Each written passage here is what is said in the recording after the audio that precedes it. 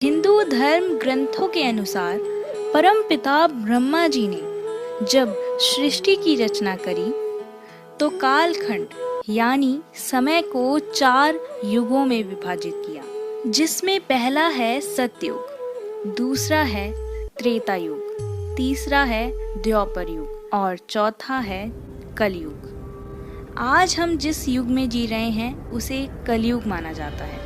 हिंदू पुराणों के अनुसार ब्रह्मा जी का एक दिन सतयुग से शुरू होकर कलयुग के अंत तक खत्म हो जाता है और दोबारा ये कालखंड शुरू हो जाता है। आइए जानते हैं विस्तार से इन 4 युगों में कैसे बदलाव होते हैं। लिंग पुराण के अनुसार कालखंड में सबसे पहले सतयुग आता है। सतयुग को हम सच्चाई का युग भी समझ सकते हैं।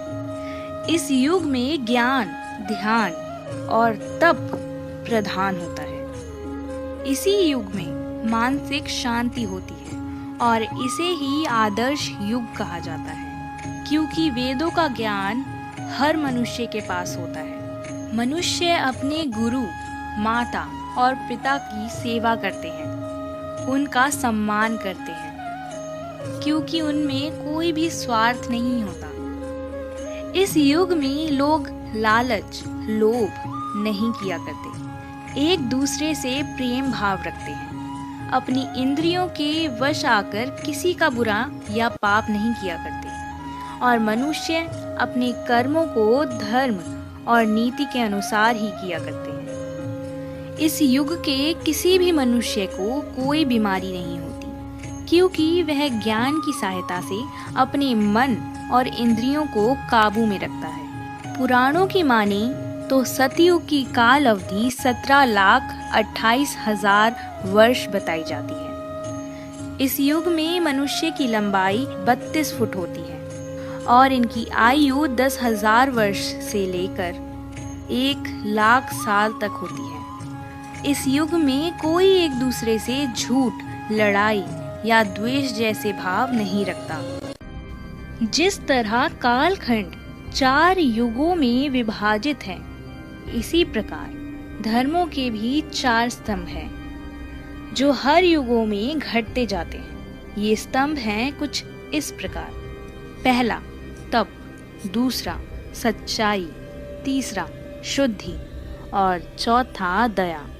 जैसे ही युग बदलता है, एक एक करके स्तंभ कम होते जाते हैं। इसी के साथ सतयुग में पहला स्तंभ यानी तप घट जाता है और एक नए युग की शुरुआत होती है, जिसे दूसरा यानी त्रेता युग कहा जाता है और इसे रजत युग भी कहा जाता है यानी सिल्वर एज। इसी युग में ज्ञान बंटना शुरू हो जाता है। त्रेता युग में ही जीवन के नियम निर्धारित होने लगते हैं। त्रेता युग में मनुष्य अपने कर्तव्यों का पालन तो करते हैं, लेकिन सतयुग की तरह अपनी इंद्रियों को वश में नहीं कर पाते, जिससे उनका ध्यान, ज्ञान और भक्ति में कम होने लगता है। इस युग में भौतिक संसाधन का भी मोह बढ़ने लगता है और यहीं से स्वार्थ की भावना पैदा होने लगती है। लोग लालच और लोगों से ईर्ष्या करने लगते हैं, जिससे मनुष्य राज्य और भौतिक संसाधनों के लिए युद्ध करने लगते हैं। हालांकि ऐसे लोगों की संख्या कम रहती है। इस युग में समाज वर्णों में विभाजित होने लगते हैं, जैसे ब्राह्मण, क्षत्रिय, वैश्य और शूद्र। त्रेता युग की काल अवधि 12,96,000 वर्ष होती है। इस युग में मनुष्यों की लंबाई 21 फुट होती है और आयु 10,000 वर्ष। धर्म का एक स्तंभ यानी तप, जो सतयुग के साथ ही कम हो जाता है, इसलिए त्रेता युग में लोग तप को जीवन के लिए जरूरी नहीं समझते, जिसके कारण लोगों में मतभेद पैदा होने लगते हैं। पर फिर भी इस युग में सच्चाई और शुद्धि बनी रहती है। इसी युग में विष्णु भगवान के श्री राम अवतार को आदर्श पुरुष माना जाता है, क्योंकि वह धर्म के 3 स्तंभ यानी सच्चाई, शुद्धि और दया की मर्यादा बनाए हुए थे। त्रेता युग के साथ धर्म का एक और स्तंभ कम होने लगता है, यानी शुद्धि, जिसके बाद द्वापर युग की शुरुआत होती है। लिंग पुराण के अनुसार मनुष्य अपने कर्तव्यों से दूर होने लगता है और उसमें स्वार्थ बढ़ने लगता है। भौतिक संसाधनों को पाने के लिए अधर्म करने लगता है और धर्म के मार्ग को त्याग देता है। जैसे जैसे समय आगे बढ़ता है वैसे ही मनुष्य काम, क्रोध और मोह जैसे अवगुणों से ग्रसित होने लगता है। इस युग में मनुष्य को कर्म से नहीं जन्म से जाना जाता है, यानी लोगों में भेदभाव उत्पन्न होने लगता है। जहाँ ब्राह्मण को वेद और शास्त्र का ज्ञान लेने की अनुमति होती है, वहीं दूसरी तरफ शूद्रों को वेद और शास्त्रों का ज्ञान लेना वर्जित होता है। समाज विभिन्न जातियों में बढ़ जाता है। लोगों में मोह, लालच इतना बढ़ जाता है कि उनको दूसरों के साथ अपनों से भी ईर्ष्या होने लगती है। मनुष्य अपने मन और इंद्रियों को काबू नहीं कर पाता और स्त्रियों को भी अपनी संपत्ति समझने लगता है, जिससे समाज में अधर्म बढ़ने लगता है। द्वापर युग में ही महाभारत जैसे सच्चाई की ही जीत हुई। इस युग में ज्ञान के कम हो जाने पर स्वयं भगवान अवतार लेते हैं मनुष्य को ज्ञान देने के लिए, जैसे श्री कृष्ण ने श्री भगवत गीता का ज्ञान दिया। पुराणों की माने तो इस युग की काल अवधि 8,64,000 वर्ष होती है और इसमें मनुष्यों की लंबाई 11 फीट और आयु 1000 वर्ष तक की होती है। यहीं से मनुष्य खुद को नियंत्रित नहीं कर पाता, जिसके कारण उसके शरीर में नई नई बीमारियां पैदा होने लगती हैं।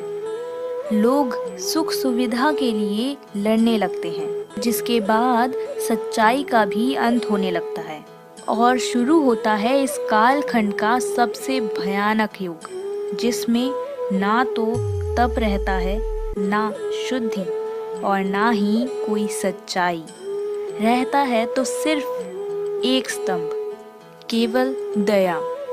कलयुग के मनुष्यों में काम, कलेश, शरीर रोग और द्वंद्व बढ़ने लगता है।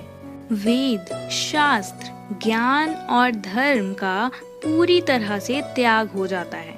इस युग में लोग अधर्मी, महाक्रोधी और अल्पबुद्धि वाले होते हैं। इस युग में सभी अपने कर्तव्यों से भागने लगते हैं और अपने स्वार्थ की पूर्ति हेतु किसी को भी नहीं छोड़ते। काम, क्रोध, लोभ के कारण हिंसक घटनाएं बढ़ने लगती हैं। संतान अपने माता पिता को भी अकेला छोड़ देता है। जैसे जैसे युग बदलता है, मनुष्य प्रकृति से दूर होने लगता है और भोग विलास में लीन हो जाता है, जिसके कारण मनुष्य का शरीर कई रोगों से घिर जाता है और आलस जैसे गुण बढ़ने लगते हैं। कलयुग में मनुष्य अपने सुख सुविधा को लेकर भूतकाल और भविष्य काल की सोचने लगता है, जिसके कारण वह क्रोध और चिंता में रहता है, जिसके साथ मनुष्य की आयु और लंबाई कम होने लगती है, यानी लंबाई 6 से 7 फीट और आयु 80 से 90 साल रह जाती है। कलयुग की काल अवधि 4,32,000 वर्ष बताई जाती है।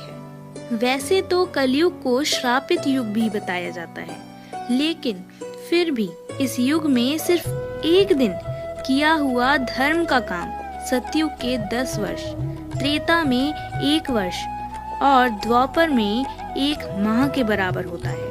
और इस कलयुग में हरि का सिर्फ नाम मात्र लेने से मनुष्यों को मुक्ति मिल जाती है। समय के साथ कलयुग में और भी भयंकर घटनाएं होने लगती हैं, जिसके कारण मनुष्यों में इंसानियत भी खत्म हो जाती है, जिसके बाद विनाश होता है और फिर एक बार एक नए काल चक्र की शुरुआत होती है, जिसमें फिर से एक नए सतयुग की शुरुआत होती है। आपको ये युगों की कथा कैसी लगी, कमेंट में लिखकर जरूर बताना।